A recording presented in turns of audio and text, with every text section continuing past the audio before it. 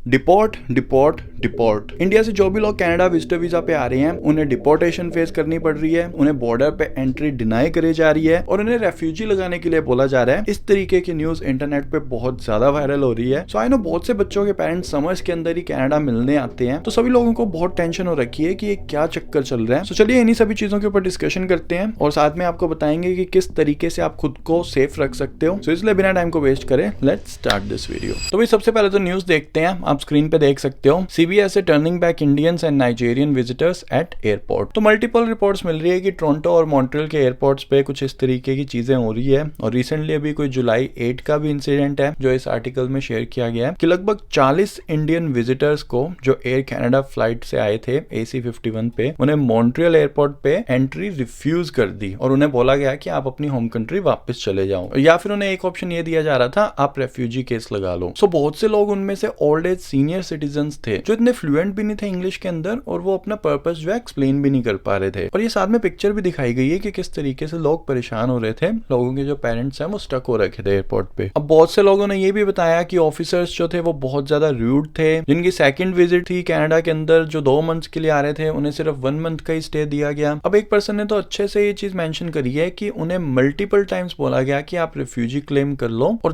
10 घंटे लंबी हरेसमेंट के बाद कहते हैं कि हमें फाइनली 1 मंथ का स्टे देके उन्होंने छोड़ा, रेफ्यूजी वाला ऑप्शन उन्होंने नहीं चूज किया। तो इसके बाद सभी बहुत ज्यादा भड़क गए थे जो भी इंडियंस यहाँ पे रह रहे हैं कि हमारे पेरेंट्स को इस तरीके से कैसे रोका जा रहा है। वो लीगली विजिटर वीजा पे हमसे मिलने यहाँ आ रहे हैं, सारे डॉक्यूमेंट्स उनके पास हैं, फिर भी उन्हें एयरपोर्ट्स पे बिठाया जा रहा है, उन्हें परेशान किया जा रहा है, उन्हें वापस भेजने की धमकी दी जा रही है और साथ में रेफ्यूजी लगाने के लिए बोला जा रहा है। सो कहीं ना कहीं इस आर्टिकल से भी जितना आपको समझ आया है चीजें जो है वो हैंडल ढंग से नहीं करी गई है। फॉर एग्जाम्पल फ्लुएंसी की बात हुई, कुछ पेरेंट्स ऐसे थे जो इंग्लिश में बात नहीं कर पा रहे थे तो वो अपना केस नहीं मेंशन कर पाए। तो गाइस इस वीडियो में आगे हम बात भी करेंगे कि जब मैंने अपने फादर को बुलाया था तो मैंने किन चीजों का ध्यान रखा था, बट उससे पहले अपने बात करते हैं कि इस इंसिडेंट के ऊपर बॉर्डर ऑफिसर की भी स्टेटमेंट आई है, वो सबसे पहले अपने देखते हैं। तो गाइस CBS ने क्लैरिफिकेशन दी है on reports of denying entry to some Indian visitors. तो गाइस इन्होंने कंसर्न रेज किया था अपने आर्टिकल्स के थ्रू और इन्हें फिर रिस्पॉन्स भी मिला जो कि आप देख सकते हो नीचे। तो इसमें इन्होंने अच्छे से मेंशन किया है कि इन्होंने पोस्ट रीड करने के बाद कुछ क्लैरिफिकेशन दी है जो कि नीचे है। तो इन्होंने भी गाइस यही चीज बोली है कि विजिटर वीजा होना या फिर आप अगर पहले कभी ऑथराइज्ड हुए थे कनाडा एंटर होने के लिए तो वो कोई आपका राइट नहीं बन जाता, आपको गारंटी नहीं मिल जाती कि आप नेक्स्ट टाइम भी कनाडा एंटर कर पाते हो। हर बार जब भी आप कनेडियन पोर्ट ऑफ एंट्री पे पहुंचोगे उस टाइम आपको डेमोन्स्ट्रेट, आपको दिखाना पड़ेगा कि आप सारी रिक्वायरमेंट्स पूरी कर रहे हो या नहीं कर रहे कनाडा एंटर करने के लिए। अब ये बात ना कुछ लोगों को सच में नहीं पता, उन्हें सच में ये लगता है कि हम एक बार कनाडा चले गए, हमारी हिस्ट्री बन गई तो अब हम बार बार कनाडा जा सकते हैं, हमें कोई प्रॉब्लम नहीं आएगी। बट ये चीज बिल्कुल गलत है। मैंने रिसेंटली अभी अपना USA का भी विजिटर वीजा लिया है और उसके बाद जब मैं पहली बार USA गया हूं ना, मैं खुद बहुत ज्यादा एंशियस था कि मेरे को एंट्री डिनाई ना कर दें, क्योंकि वीजा लग जाना, आपके पासपोर्ट पे स्टैंप लग जाना, ये कोई गारंटी सच में नहीं होती कि आप अब उस पर्टिकुलर कंट्री में एंटर हो सकते हो। बॉर्डर ऑफिसर पे ही डिपेंड करेगा कि वो आपकी बातें सुनने के बाद, आपका केस सुनने के बाद आपको एंट्री देते हैं या नहीं देते। आप उनसे बिल्कुल भी जिद नहीं सकते, आपके पास पूरी पावर है इवन आपका वीजा कैंसिल करने की भी। अब आपके दिमाग में ये डाउट भी आ रहा होगा कि मॉन्ट्रियल जैसी जगहों पे ये चीज क्यों हो रही है, तो उसके लिए भी आप स्क्रीन पे देख सकते हो। कनाडा के अंदर आप देख सकते हो कोविड आ गया था बीच में, असाइलम क्लेम्स जो है थोड़े कम हो गए थे, बट 2022 के अंदर सिर्फ जनवरी से लेके सितंबर तक लगभग 62,000 असाइलम क्लेम्स हो चुके थे। अब इसके बाद गवर्नमेंट ने ऑफिशियली कुछ नहीं बता रखा अपनी वेबसाइट के ऊपर, ये जो वेबसाइट के स्टैट्स हैं ये मैं आपको ऑफिशियल गवर्नमेंट वेबसाइट से दिखा रहा हूँ, बट इसके बाद न्यूज आर्टिकल्स में इन्होंने मेंशन करके बताया कि 2022 के अंदर लगभग 94,000 क्लेम्स लगे थे और उसके बाद 2023 के अंदर 1,46,800। तो गाइस ये नंबर हर साल बढ़ रहा है। अब 2024 के अंदर यही प्रेडिक्ट किया जा रहा है कि ये इससे भी ज्यादा होगा स्टैट। बट अगर आप सोचो कि सिर्फ कनाडा के अंदर यही सीन चल रहा है तो आप गलत सोच रहे हो। अब 4 कंट्रियां कनाडा से भी आगे चल रही हैं। पहली जो यूनाइटेड स्टेट जिसमें 1.2 मतलब 12 लाख लोगों ने क्लेम किया, जर्मनी के अंदर 3,30,000 के लगभग, इजिप्ट में 1,80,000 के लगभग और स्पेन के अंदर 1,60,000 के अराउंड। सो जब आप ये गवर्नमेंट की वेबसाइट पे वापस स्टैट्स चेक करोगे प्रोविंस वाइज, तब आपको पता चलेगा कि इवन ओंटारियो, टोरंटो के अंदर भी इतने बंदे नहीं आ रहे जितने कि क्यूबेक के अंदर एकदम से आने स्टार्ट हो गए। आप खुद स्टैट देख सकते हो, 2022 के बाद सडन जंप हुआ है, क्यूबेक के अंदर असाइलम ज्यादा क्लेम करी जा रही है। तो हम कहीं ना कहीं ये चीज अज्यूम कर सकते हैं कि मॉन्ट्रियल के अंदर, क्यूबेक के अंदर इसलिए ज्यादा अब स्ट्रिक्ट सर्वेलेंस की जा रही है, ज्यादा क्वेश्चनिंग करी जा रही है, ज्यादा टाइट मेजर्स अपनाए जा रहे हैं। अब इस चीज को लेकर ना सिर्फ कैनेडियंस और परमानेंट रेजिडेंट्स ही परेशान नहीं है, इवन टेम्परेरी रेजिडेंट्स भी परेशान है। जो स्टूडेंट्स, जो वर्कर्स यहाँ पे काम कर रहे हैं, जिन्होंने 5-5, 6-6 साल यहाँ पे दिए, लिए उनका खुद का फ्यूचर तो उन्हें डिस्ट्रॉय होता नजर आ रहा है। दूसरी साइड अगर वो देखे तो कितने फेक असाइलम सीकर्स आके पहले ही दिन से गवर्नमेंट की सारी फैसिलिटीज ले जाते हैं। अगर आप फैसिलिटीज सर्च करके देखोगे आप खुद हैरान हो जाओगे। जेन्युइन असाइलम सीकर जब आता है तो उसे भाई पूरा ढंग से केयर दी जाती है, घर की, पैसों की, इवन उनका पीआर का प्रोसेस, सिटीजनशिप का प्रोसेस भी थोड़ा सॉर्ट आउट हो जाता है। तो बहुत से लोग ये भी बोलते हैं कि आप उनसे कंपेयर नहीं कर सकते, क्योंकि अगर आप कनाडा स्टडी करने आ रहे हो वो एक प्रिविलेज है कि आपको उसके बाद वर्क परमिट मिलता है। ये जो लोग आ रहे हैं ये वो लोग हैं जिनको बहुत ज्यादा नीड है, उनसे आप खुद को बिल्कुल भी कंपेयर नहीं कर सकते। बट लोगों को प्रॉब्लम इसलिए स्टार्ट हो रही है, फेक केसेस जो है वो बहुत ज्यादा बढ़ रहे हैं अब इन दिनों। इस टाइम जो कनाडा की सिचुएशन है ना वो बिल्कुल बॉटम में है। आई डोंट थिंक कि इससे नीचे कनाडा अभी गिर सकता है। सो बहुत से लोग होप भी कर रहे हैं कि अब आगे हमें अच्छे दिन ही मिलेंगे, कि जितना गिरना था हम गिर चुके हैं, इसके बाद अब इंप्रूवमेंट ही होगी। तो इसलिए आप कोई भी चीज उठा के देख लो, हाउसिंग मार्केट की, वर्कर्स की वेजेस ले लो, रेंट की बात कर लो, ग्रोसरी की बात कर लो, इमिग्रेशन की बात कर लो, तो हर डिपार्टमेंट में ना आपको रायता फैला हुआ मिलेगा। सबका कहना यही है कि आने वाले 1-2 सालों के अंदर तो एकदम से कुछ चेंज होने नहीं वाला, बट हम होप कर सकते हैं कि अगर चीजें सही डायरेक्शन में जाना स्टार्ट हुई तो आने वाले 3-4 साल बाद हमें कुछ अच्छे साइंस मिलने स्टार्ट हो पाएंगे। तो अब अपने बढ़ते वापस उस पॉइंट के ऊपर कि जब मैंने अपने फादर को बुलाया था कनाडा तो मैंने किन किन चीजों का ध्यान रखा था। तो जैसे कि हम ऑलरेडी डिस्कस कर चुके हैं कि वीजा मिलना, स्टैंप लग जाना आपके पासपोर्ट पे कोई गारंटी नहीं है कि आपको कनाडा एंट्री मिल जाएगी। चाहे आप कनाडा 20 बार आ चुके हो, जब 21वीं बार आओगे उस टाइम भी आपके पास पूरी डॉक्यूमेंटेशन होनी चाहिए, सारी रीजनिंग होनी चाहिए कि आप कनाडा विजिट क्यों कर रहे हो। तो सबसे पहले चीज, फॉर एग्जांपल मैंने इनविटेशन लेटर उन्हें बना के दे रखा था जिसके अंदर सारी चीजें ढंग से एक्सप्लेन कर रखी थी कि वो मेरे से मिलने आ रहे हैं, मेरा बर्थडे है इस डेट पे, मैं जिस एड्रेस पे रहता हूँ वो क्लियरली मेंशन था, मेरा सेल नंबर क्लियरली मेंशन था। क्योंकि बहुत सी बार ऑफिसर बड़ा सिंपल सा काम करते हैं, वो बस फोन करके पूछते हैं कि ये जो पर्सन है आपका क्या रिलेशन है उनसे और ये आपके पास ही आ रहे हैं ना। इस तरीके की सिंपल सी वेरिफिकेशन होके भी कभी कभी जान छूट जाती है। बट अगर आप प्रिपेयर ही नहीं हो, आपसे अगर वो पूछेंगे कि आप कनाडा से वापस कब आओगे, आप अगर बोलोगे कि भाई मेरे को तो पता ही नहीं, अभी मैं टिकट करवाऊंगा, तो ये सारी चीजों से भी रेड फ्लैग्स रेज हो जाते हैं। और हर एक चीज ना आप अपने पेरेंट्स को जब वो इंडिया से आ रहे हैं सारी प्रिपेयर करके निकलने दो। तो लास्ट में आपके दिमाग में यही थॉट आ रहा होगा कि क्या कनाडा इतने पैसे लगा के अपने पेरेंट्स को बुलाना सेफ है या नहीं है इन दिनों में। तो गाइस बेहिचक होके बुलाओ। मेरे खुद के रिसेंटली अभी कितने ही फ्रेंड्स के पेरेंट्स समर्स में आए हैं, बिल्कुल सीमलेसली उनका एक्सपीरियंस रहा है। कुछ टोरंटो एयरपोर्ट पे भी आए हैं, कुछ मॉन्ट्रियल एयरपोर्ट पे भी आए हैं। आपको खुद को पता है सोशल मीडिया पे कोई छोटी सी बात भी होती है वो 1 मिनट में बड़ी बन के वायरल हो जाती है। सो हजारों पैसेंजर्स गाइस कनाडा आ जा रहे हैं हर दिन। कुछ केसेस हुए हैं शायद जो गलत भी हैं, जो रिपोर्ट्स निकल के आई हैं, बट जितना हो सके आप खुद की साइड से सेफ रहो, बिल्कुल भी ओवर कॉन्फिडेंट ना हो। जब भी आप दूसरे देश में जा रहे हो अपनी पूरी प्रिपरेशन करके ही अपने घर से निकलो। सो अब अगर आपके भी कोई नॉन में कनाडा ट्रैवल करने वाला है तो उन्हें ये वीडियो जरूर भेज देना और आपके क्या थॉट्स हैं कमेंट सेक्शन में जरूर बताना। और ऐसी कोई वीडियो कनाडा से रिलेटेड मिस ना कर दो, उसके लिए चैनल को जरूर सब्सक्राइब कर लें। अपने मिलते हैं नेक्स्ट वीडियो में, तब तक के लिए goodbye and take care.